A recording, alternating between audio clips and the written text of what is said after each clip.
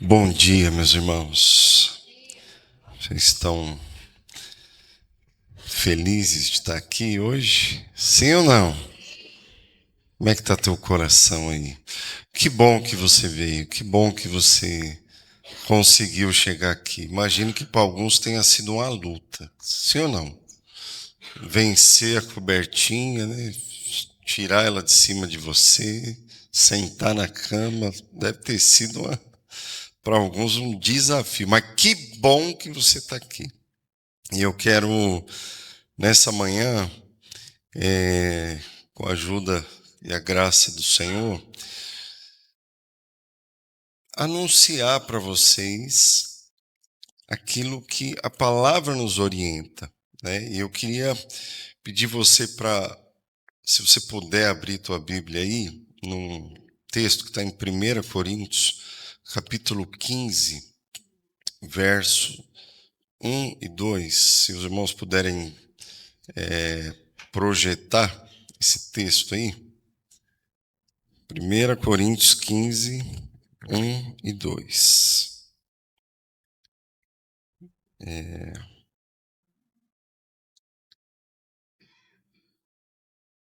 Vou ler aqui eu vou seguir hoje a leitura aqui do que está projetado, e eu queria ler com você. Presta a tua atenção, ou aí na tua Bíblia, ou se você quiser acompanhar aqui com a gente. O texto diz assim: Irmãos, venho lembrar-vos o evangelho que vos anunciei, o qual recebestes e no qual ainda perseverais. Por ele também sois o quê? Salvos, se retiverdes a palavra tal como vô-la preguei, a menos que tenhais crido em vão. O que eu preciso dizer para vocês, baseando aqui esse texto como uma introdução naquilo que eu gostaria de falar? A maioria, ou não sei, uma boa parte dos cristãos tem uma compreensão de que o Evangelho é uma mensagem que se anuncia para alguém que não conhece a Cristo e que, uma vez que essa pessoa ouve a mensagem, ela ouve o Evangelho, logo essa pessoa é o quê? Ela é evangelizada, amém? E qual é a confusão que a gente faz? É que uma vez que essa pessoa ela foi evangelizada, ela não necessariamente precisa mais ouvir o evangelho. Mas, de acordo com o texto que a gente acabou de ler, isso não é verdade, isso não é bíblico. A Bíblia nos ensina a lembrar do quê? Do evangelho, porque o versículo 1 diz: Irmãos, venho lembrar vocês do quê? Do evangelho, do qual eu anunciei a vocês, e qual vocês receberam, então perseverando. Mas no versículo 2 ele vai colocar uma condição. Ele fala: olha,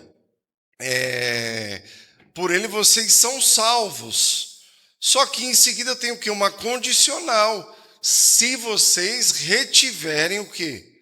A palavra, do jeito que ela foi pregada, senão vocês vão ter crido em vão, senão vai ser uma mensagem que vocês ouviram em algum momento e aquilo não foi consolidado na tua vida. Por isso que nós precisamos sempre nos lembrar do Evangelho. E eu quero aqui, talvez não consiga falar tudo que eu gostaria hoje de uma vez, mas eu queria já introduzir o assunto, que não é novidade para nenhum de vocês, pelo menos os que estão há mais tempo com a gente conhecem isso de maneira muito clara. Mas eu preciso lembrar vocês do Evangelho. A gente crê que a gente precisa sempre repetir as mesmas coisas. E quando a gente fala sobre o Evangelho, é uma boa notícia. Você sabia que a palavra Evangelho quer dizer boa notícia? Sim ou não? Se não sabia, agora fica sabendo. Evangelho quer dizer uma boa notícia. Mas a gente precisa entender que antes da boa notícia, teve o quê? Uma má notícia, uma notícia ruim. E eu quero separar com vocês a história do Evangelho em 4 etapas. A história do Evangelho, ela tem 4 etapas que a gente precisa aprender e precisa consolidar isso no nosso coração. Então vamos lá. A primeira etapa da compreensão toda do Evangelho que a gente precisa saber, a primeira etapa é criação. A segunda etapa é queda. A terceira etapa é redenção. E a quarta etapa é consumação. Então, se você guardar essas palavras, se você decorar essas palavras, você vai ter uma noção do que compreende a história da salvação de Deus para a humanidade. A criação, debaixo do propósito de Deus, mas ali houve uma interferência violenta, diabólica, no propósito de Deus, que foi a queda, mas como Deus, ele não muda de ideia e todo o propósito dele ele vai cumprir, ele propôs e cumpriu um plano de redenção, mas não termina aí. A salvação ela não é um fim em si mesmo, ela é uma proposta de Deus de redenção, mas para a consumação do seu propósito eterno. Então diga comigo assim: criação, queda, redenção, consumação. Tá claro esses 4 etapas aqui, sim ou não? Então eu queria que você guardasse isso no teu coração: criação, queda, redenção e a consumação. A criação todo mundo sabe, a queda a gente sabe, a redenção a gente sabe, e a consumação é a restauração de todas as coisas. É quando Jesus voltar e colocar tudo em ordem. E quando a gente fala de consumação, não é só a restauração plena da nossa vida, mas tudo vai ser restaurado. A criação vai ser restaurada, né? Tudo que foi comprometido pelo pecado vai ser restaurado. Amém? Então, guarda essas 4 palavras e a gente vai tentar aqui tocar rapidamente em cada um desses pontos. Vamos começar aqui sobre o momento em que Deus, no seu coração, ele decide criar o homem, né? Pode pôr aí o primeiro. Vamos ver se...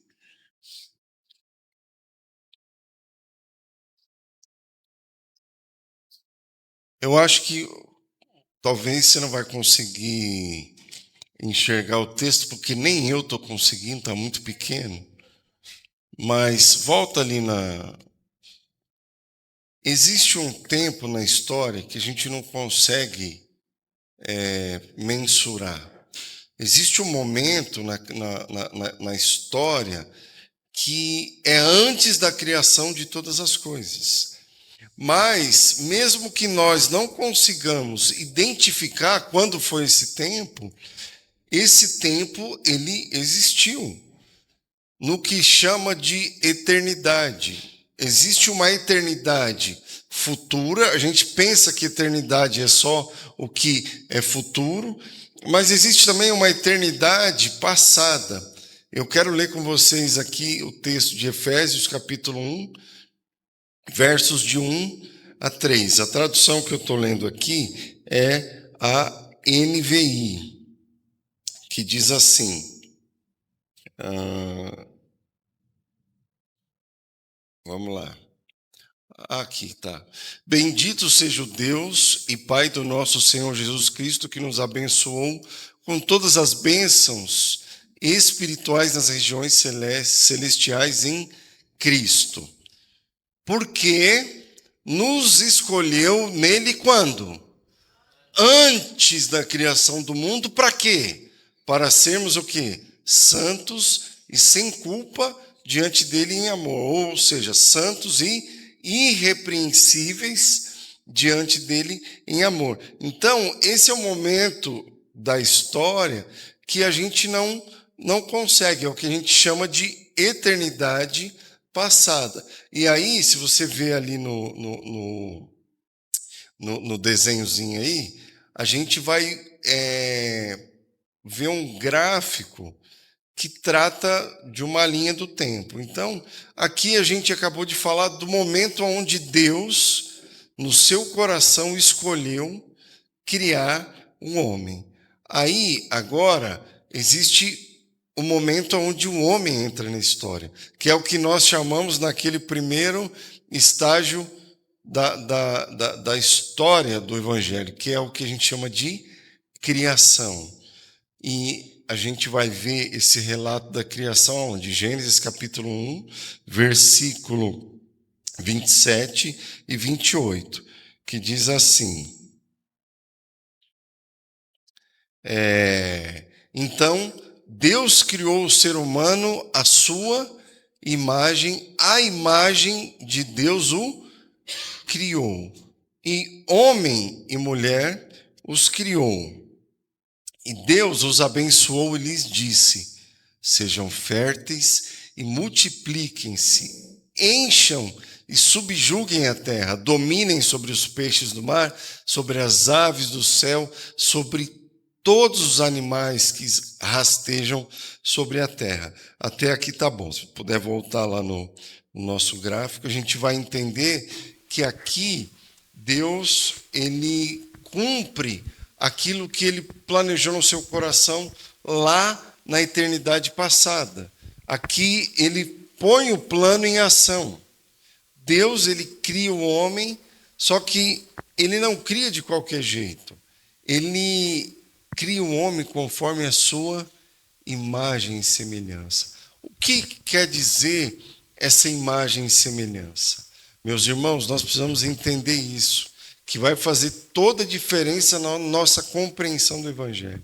Quando Deus cria o homem conforme a sua imagem e semelhança, isto quer dizer que ele imprimiu no homem, ele colocou no homem a sua essência, que nós podemos chamar de santidade. Deus plantou no homem o seu caráter, e o caráter de Deus é santo. Por isso a gente vai ver a Bíblia toda depois dizendo assim: olha, vocês precisam ser o quê?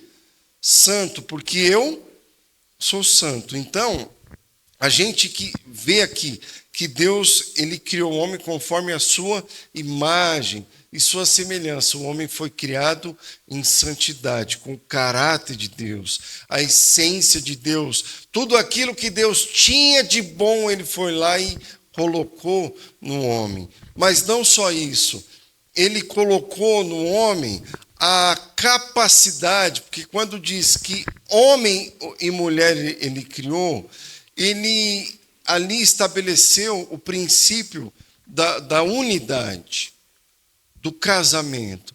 De dois, ele fez uma só carne. E não só isso, ele abençoou o homem, para que o homem pudesse também multiplicar não só a quantidade de filhos, mas a quantidade da imagem e da semelhança dele no homem. Por isso, a gente vai ver que, quando ele fala que foi conforme a imagem e semelhança, ali a gente vai entender que ele está falando da santidade, que é o quê?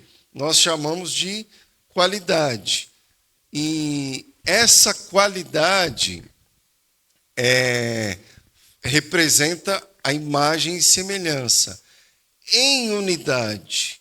Então, ele criou com qualidade, em unidade e abençoado para a quantidade. Então, o plano de Deus era que a humanidade ela seguisse crescendo e aperfeiçoando essa unidade, ou seja, era uma família que teria comunhão, que teria um só propósito, que teria um só alvo. Eles foram criados para a glória de Deus. O homem foi criado para a glória de Deus, foi criado para glorificar Deus com a sua existência. Mas em comunhão, em unidade com outros filhos, né, e abençoado com a capacidade de multiplicar isso. Amém? Então, isso foi o que Deus planejou e o que Deus fez no primeiro momento. Mas agora a gente vai seguir e vai ver que houve ali uma intromissão, houve ali uma ação diabólica, aonde o pecado ele entrou no mundo. E é o que nós chamamos de queda. Nós falamos do primeiro aspecto, que é a criação, e agora nós vamos falar da queda. E eu quero ler com vocês Gênesis capítulo 3, do verso 1 até, deixa eu ver aqui,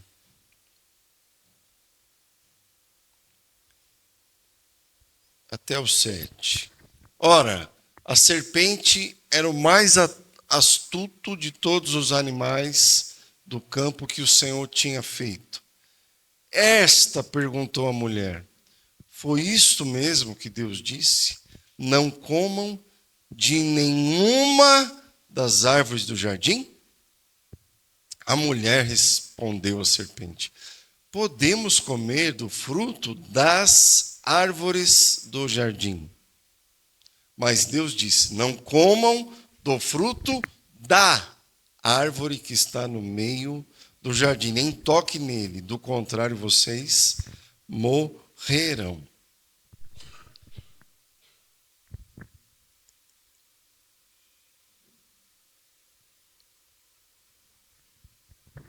É que Deus sabe. O 4, isso. A serpente disse à mulher: certamente não morrerão. É que Deus sabe que no dia em que comerem dele, os seus olhos se abrirão e vocês serão como Deus, conhecedores do bem e do mal. E quando a mulher viu que a árvore era boa para alimento, atraente aos olhos e desejável para dela se obter sabedoria ou entendimento, tomou do seu fruto e comeu. E também deu ao seu marido, que estava com ela, e ele o comeu. Então os olhos dos dois se abriram e perceberam que estavam nus. Por isso entrelaçaram folhas de figueira e fizeram algo para cobrir-se. Pode voltar lá no slide, por favor. Quando a gente vê aqui esse momento, houve aqui uma intromissão do diabo naquilo que Deus tinha proposto. E a gente precisa entender, irmãos, o que eu estou fazendo aqui para vocês hoje? Eu estou pregando o Evangelho. Eu estou anunciando o Evangelho para vocês, de maneira simples. Esse momento foi o que a gente chama de tentação. Quando a serpente, ali o diabo tenta a mulher. E o que envolveu essa tentação? O que envolveu esse momento que eu queria dizer para vocês? O diabo, ele trabalha na base do engano. Ele trabalha na base da mentira e ele trabalha na base da distorção. Deus havia dito para o homem: olha, você não deve comer dessa árvore, mas de todas as outras você pode comer. Você é livre para desfrutar de tudo que tem no jardim, mas essa árvore você não pode comer, porque no dia que você comer, você vai morrer. Você vai morrer. A serpente manipulou essa palavra e disse assim: ah, é verdade que você não pode comer de nenhuma árvore do jardim? Manipulou aquilo que Deus havia dito. Num primeiro momento, Eva até tentou explicar. Não, ele falou que pode comer de todas, menos dessa tal. Mas a serpente intensificou o seu argumento e a distorção daquilo que Deus tinha feito e falou: olha, na verdade é o seguinte, duas coisas eu tenho para te falar, o diabo falou para a mulher. A primeira, Deus falou que você vai morrer se você comer. Se você comer, você não vai morrer coisa nenhuma. É mentira. Não acredite no que Deus disse, porque Ele falou que você vai morrer. E eu estou te falando, pode comer que certamente você não vai morrer. E a outra coisa que eu tenho para te falar, eu tenho a dizer para você que esse Deus é um Deus mau, porque Ele está privando você de ser exatamente como Ele é. E aí, abrindo aqui para vocês um parêntese, a queda de Satanás, de Lúcifer, que era um anjo de luz, ela está registrada no livro de Isaías, no livro de Ezequiel, e nós vamos descobrir nesses dois textos, eu acho que é Ezequiel 14, Isaías 28, se eu não estou enganado, nesses dois momentos que narram a queda do homem, ou a queda de Satanás, nós vamos ver que a essência dessa queda é que Satanás, o Lúcifer, em algum momento, ele desejou tomar o lugar de Deus e se tornar como Deus. Ele desejou usurpar esse lugar de Deus. E você vai ver que lá nessa descrição da queda de Lúcifer, diz que a narrativa fala assim, ó, subirei e eu colocarei o meu trono acima do teu. Fala de um engano de Satanás, de Lúcifer, no sentido de que ele achou em algum momento que ele poderia usurpar aquilo que era só de Deus. E a gente cantou aqui há pouco que ninguém vai roubar a tua glória, ninguém usurpa a glória de Deus, ninguém destrona Deus, porque Ele é soberano.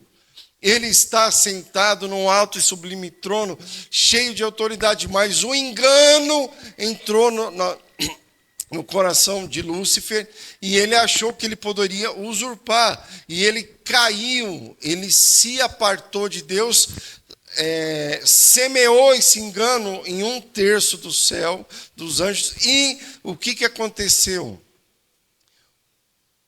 Levou consigo os anjos que eram de Deus, e tanto Lúcifer quanto os anjos se tornaram nos seres mais horrorosos que existem, deformados à pior imagem que pode existir, e se tornaram o mal. Se tornaram não só o mal, mas habilitados para disseminar todo tipo de maldade na humanidade. Eles são seres caídos. E esse Lúcifer tenta Eva e semeia no coração dela a mesma coisa que o coração dele estava carregado antes dele cair. Então, ele diz, olha, é mentira. Você não vai morrer e te digo mais, você vai ser como Deus. E aí, dentro desse slide que está aí, o que constitui a raiz desse pecado? O que o diabo semeou no homem em primeira instância? Ele semeou uma coisa chamada incredulidade. Ou seja, ele fez com que o homem não desse crédito na palavra de Deus. Fez com que o homem não desse crédito na palavra de Deus. E voltando lá no relato, o que aconteceu? Vendo a mulher que a árvore era boa, agradável aos olhos, e boa para dar o quê? Conhecimento, ela tomou, comeu e deu ao seu marido e ele comeu. Mas o fato é que eles não morreram. Eles não comeram e caíram duro. E o que a gente precisa entender com isso? É que quando Deus fala que se eles comessem, certamente eles morreriam, o sentido da morte ali seria uma morte espiritual. Ou seja, a partir daquele momento, eles ficariam separados de Deus. Aquela morte significa separação de Deus. Eles ficaram separados de Deus. E os dois ingredientes, as duas raízes do pecado são o quê? Incredulidade e soberba. Eles não deram crédito à palavra que Deus havia dado.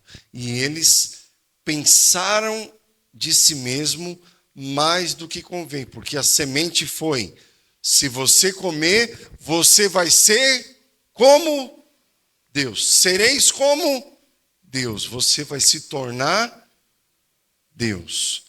Ela semeou no coração de Eva a incredulidade e a soberba. E você pode reparar que a raiz de toda a maldade do homem é baseada nisso, em toda a incredulidade, em toda a soberba. Por que algumas pessoas elas se autodeclaram ateus? Por quê, irmão?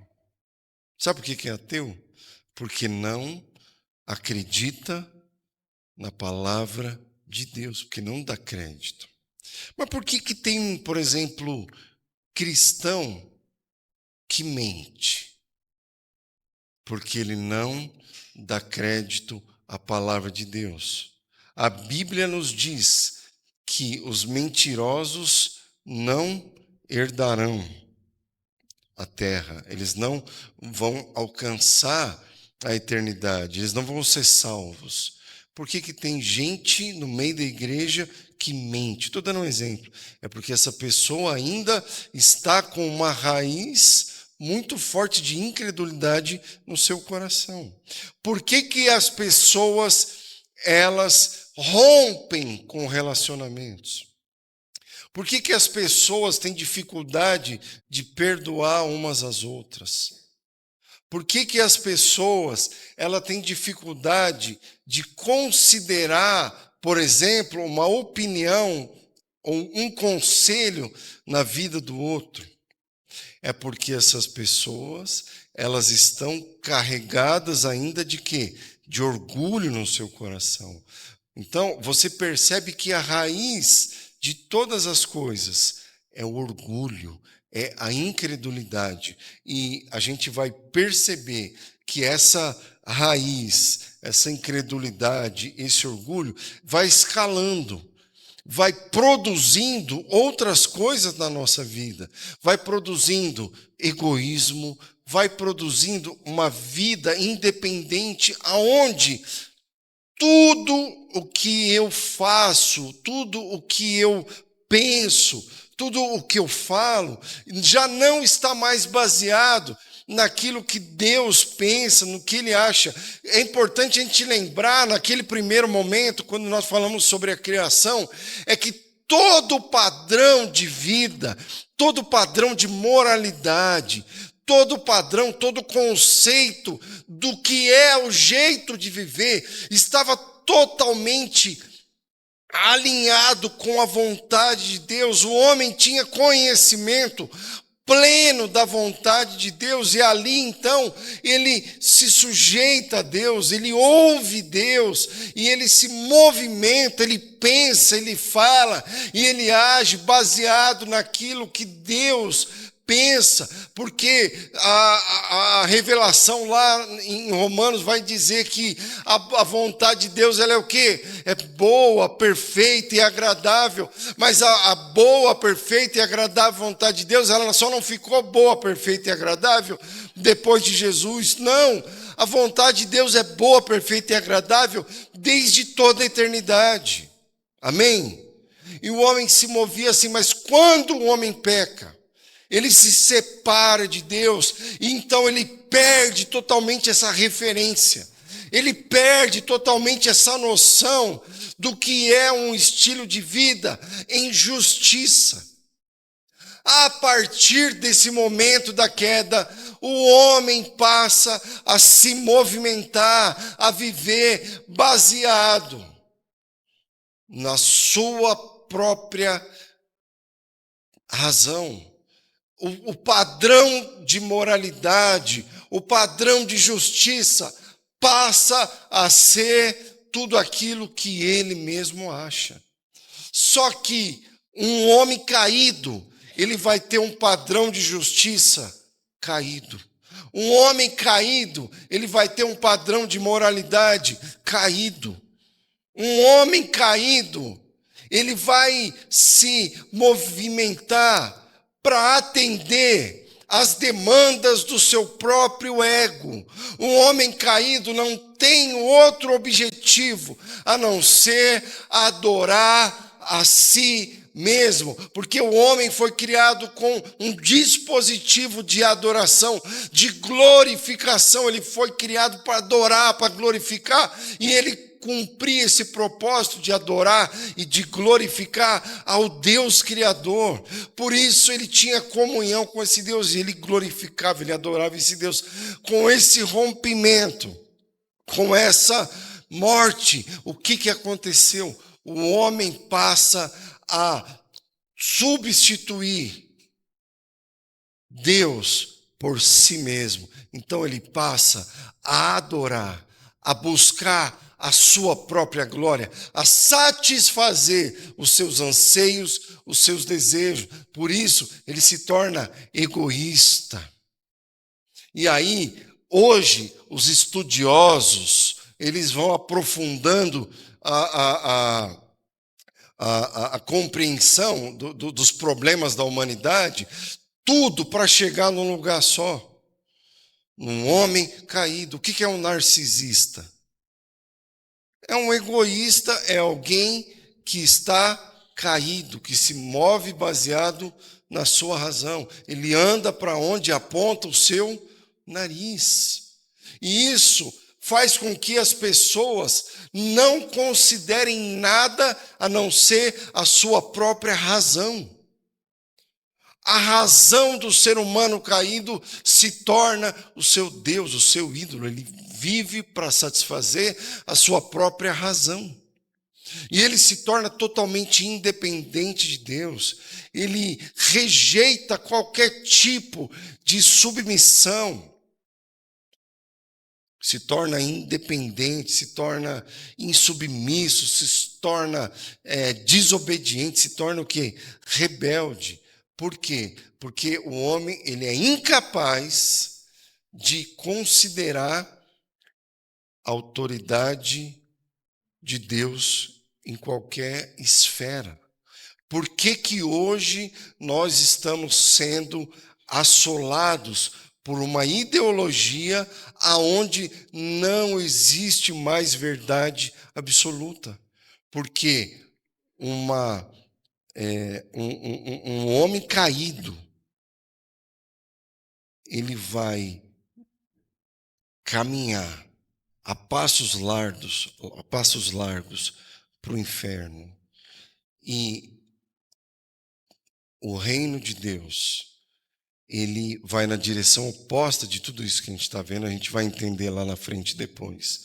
Mas a verdade é que Jesus disse que por aumentar a iniquidade, o amor de quase todos esfriaria. Por que o amor vai esfriar? Porque aumentou a iniquidade. E por que aumentou a iniquidade? Por causa disso aqui tudo. Isso tudo que eu estou falando para vocês está sendo potencializado de maneira exponencial nos nossos dias. Já não existe mais noção de valores absolutos. Cada um faz o que quer, ou então não faz o que não quer. Faz o que a tua cabeça mandar. E até no meio da igreja, a gente ouve conselhos do tipo assim, faz assim, faz o que o teu coração mandar. Faz o que o teu coração mandar.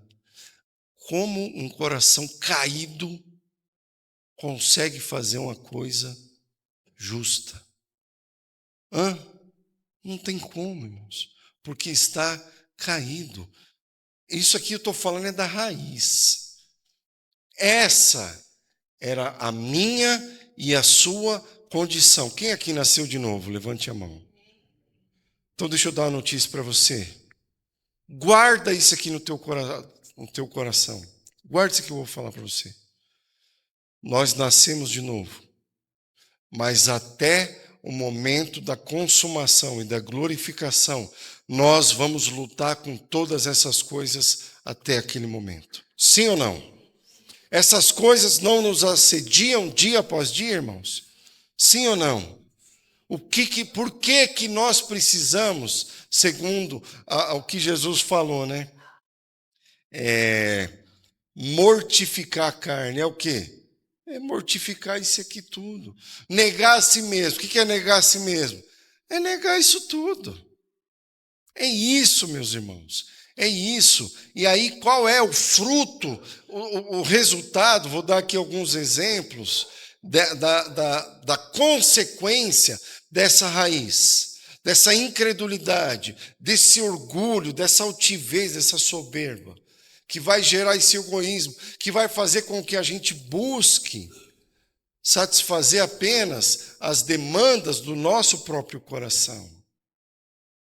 Ora, as obras da carne são manifestas: imoralidade sexual, impureza, libertinagem, idolatria, feitiçaria, ódio, discórdia, ciúmes, ira, egoísmo, dissensões, facções, inveja, embriaguez, orgias e coisas, presta atenção nisso, coisas semelhantes. Eu os advirto, como antes já os adverti, que os que praticam essas coisas não herdarão o reino de Deus.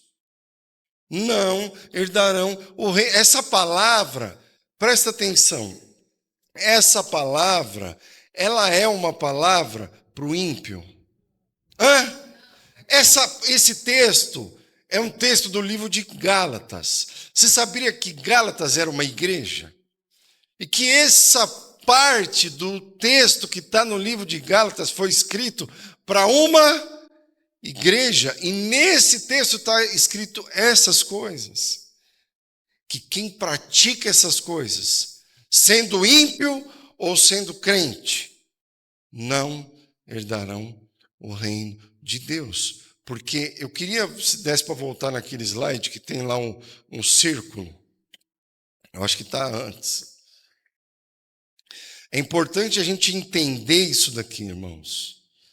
A gente precisa entender esse pequeno gráfico aqui, porque o verso 7 do capítulo 2 de Gênesis diz assim: E formou o Senhor homem do pó da terra, soprou em suas narinas o fôlego de vida, e o homem foi feito o quê? Alma vivente. O que isso quer dizer?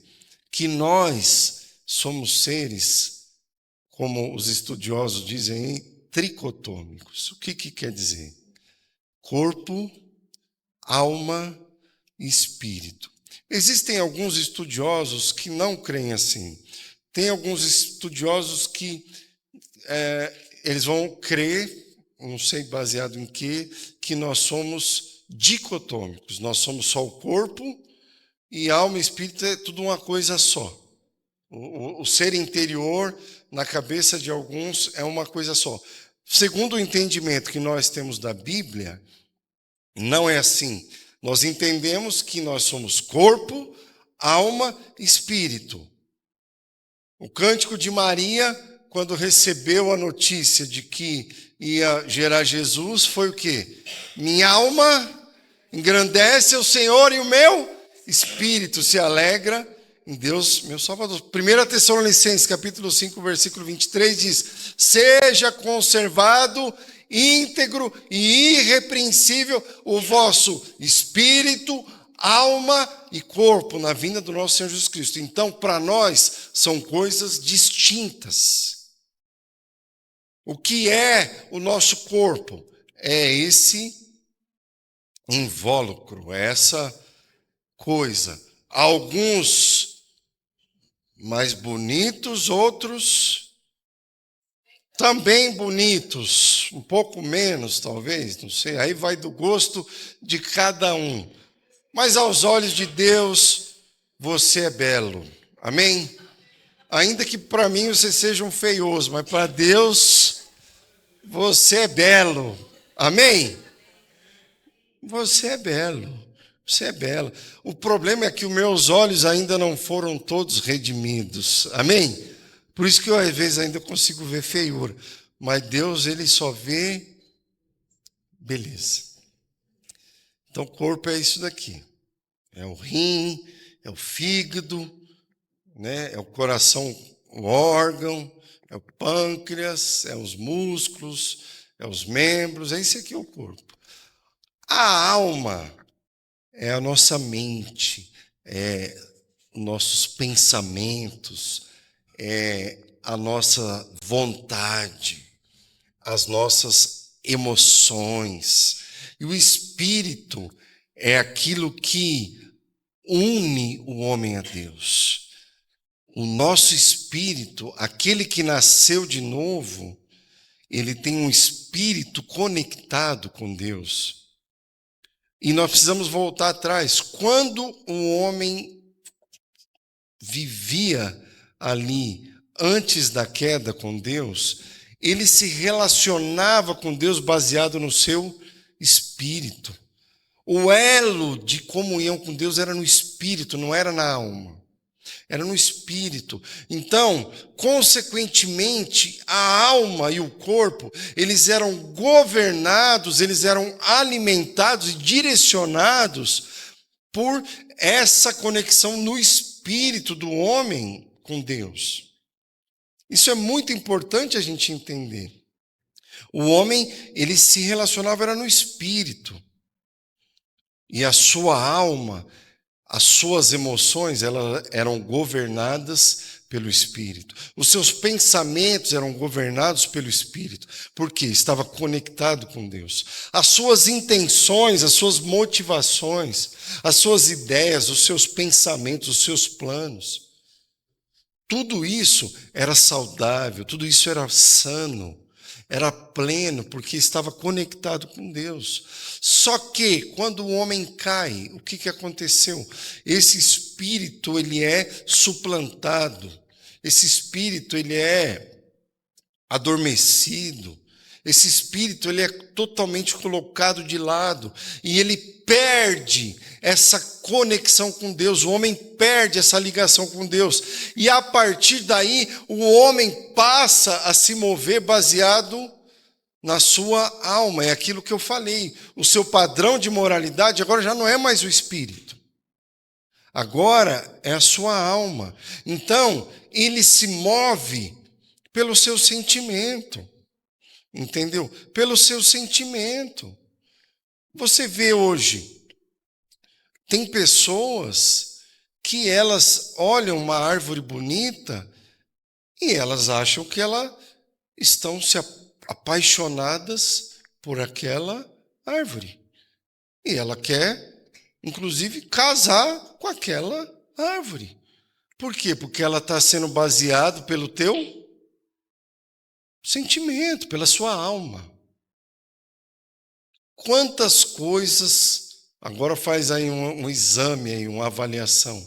Quantas coisas nós baseamos na nossa alma?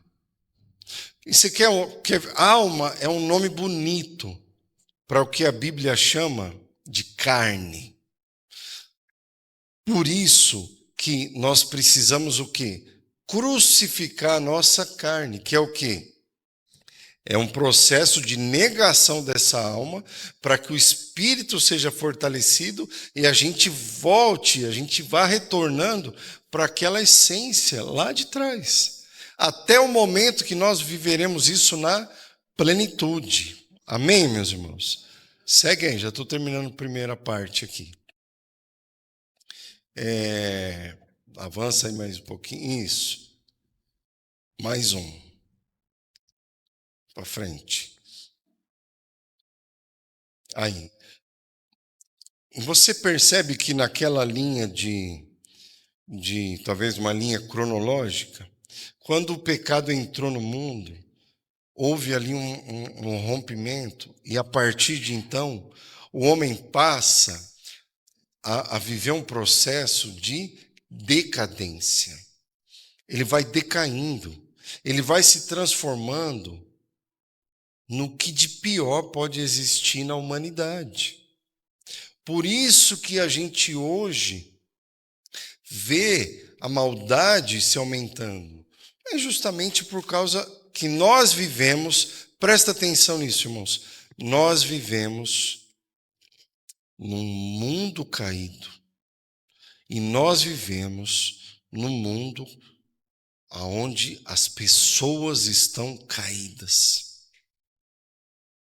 Não há outra esperança para essa humanidade, a não ser o plano redentivo de Jesus. Nós falamos sobre a criação e nós estamos falando aqui sobre a queda e sobre as suas consequências aqui. Em Gênesis capítulo 5, versículo 1 a 3, vamos ver o que aconteceu aqui com esse processo de queda.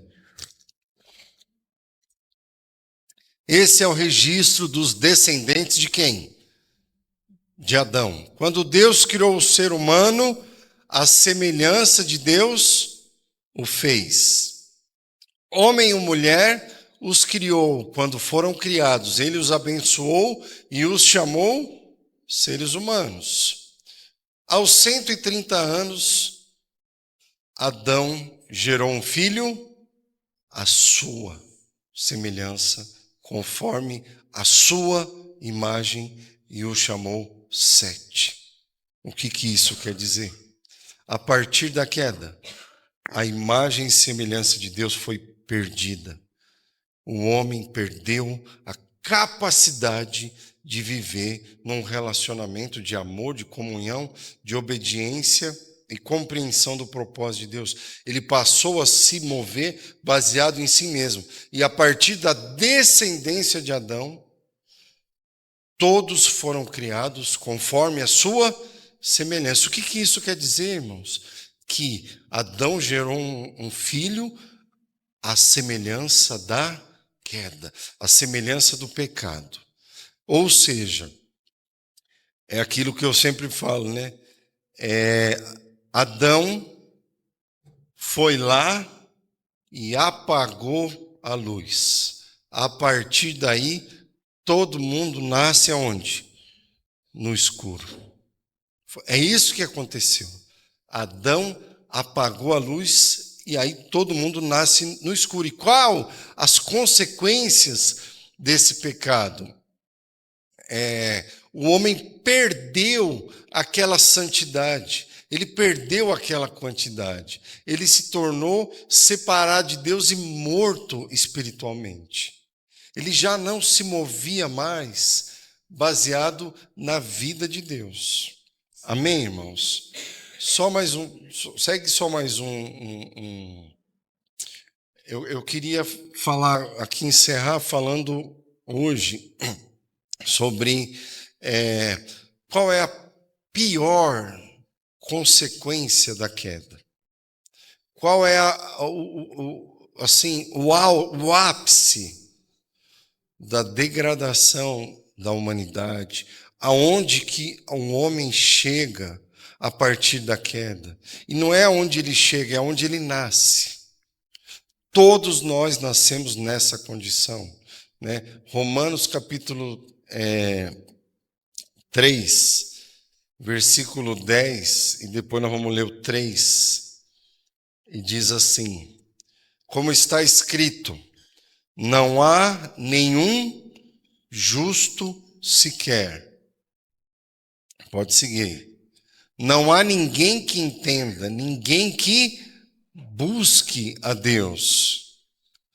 Todos se desviaram e tornaram-se juntamente inúteis.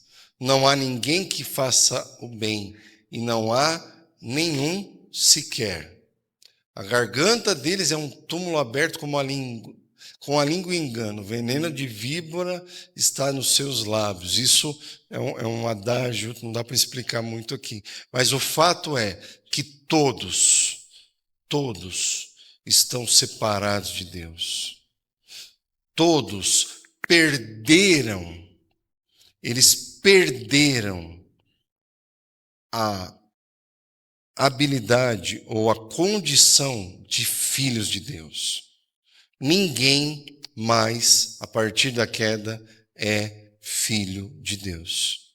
Os homens continuam nascendo, continuam se procriando, continuam se multiplicando, mas ninguém é filho de Deus. Porque todos, como nós acabamos de ler, se tornaram inúteis para Deus, para o seu propósito. Todos se desviaram.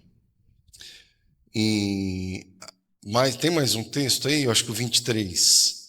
Pois todos pecaram e estão destituídos da glória de Deus. Deixa eu explicar para vocês o que isso aqui quer dizer. Quando o texto diz que todos pecaram e destituídos, removidos, eles foram da glória de Deus, o que isso quer dizer? Lá atrás, como eu falei, eles tinham a capacidade de viver de tal maneira de que tudo o que eles pensavam, tudo o que eles falavam e tudo o que eles faziam dava glória a Deus. Tudo glorificava o nome do Senhor. Tudo exalava glorificação ao Senhor. Mas agora eles foram destituídos dessa capacidade de viver para a glória de Deus. Eles perderam a condição de glorificar a Deus. Agora, se ele não glorifica mais a Deus com a sua vida, ele glorifica o quê? A si mesmo. O alvo da glória do homem é a si mesmo. E aqui o texto diz que eles pecaram e estão destituídos da capacidade de glorificar a Deus. E tem um detalhe aqui. O fato deles lá atrás viverem para a glória de Deus e glorificarem a Deus, você sabe o que isso trazia de benefício para eles? Eles davam glória para Deus. Mas eles viviam imergidos na própria glória de Deus. Diz o texto eu acho que, se eu não estou enganado, Salmo 5:8, que o homem foi criado